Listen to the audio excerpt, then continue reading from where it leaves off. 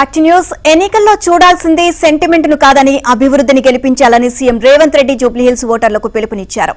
మాగంటి గోపీనాథ్ కుటుంబంపై తనకు సానుభూతి ఉందని, అయితే 3 సార్లు గెలిస్తే జరగని అభివృద్ధి 4సారి గెలిస్తే జరుగుతుందా అని ప్రశ్నించారు.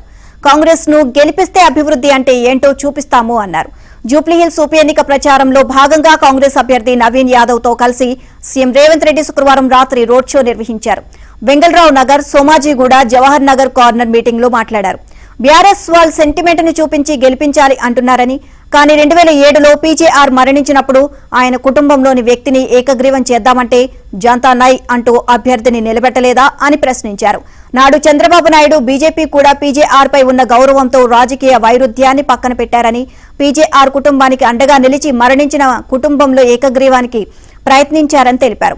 అప్పటి ఉమ్మడి రాష్ట్రంలో ఉన్న ఈ మంచి సంప్రదాయాన్ని తుంగలో తొక్కి దుష్ట సంప్రదాయాన్ని తీసుకొచ్చింది బీఆర్ఎస్ పార్టీ నాయకులు కాదా అని నిలదీశారు. ఇక పీజేఆర్ కుటుంబానికి వ్యతిరేకంగా ఎన్నికల్లో అభ్యర్థిని నిలబెట్టిన బీఆర్ఎస్ నేడు సానుభూతి ఓట్లను అడుగుతోంది అని మండిపడ్డారు.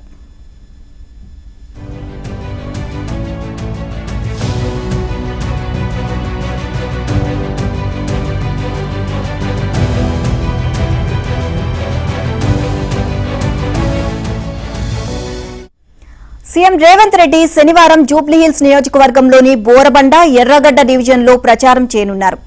సాయంత్రం 7, రాత్రి 9 గంటల వరకు ఈ ప్రచారం కొనసాగుతుంది.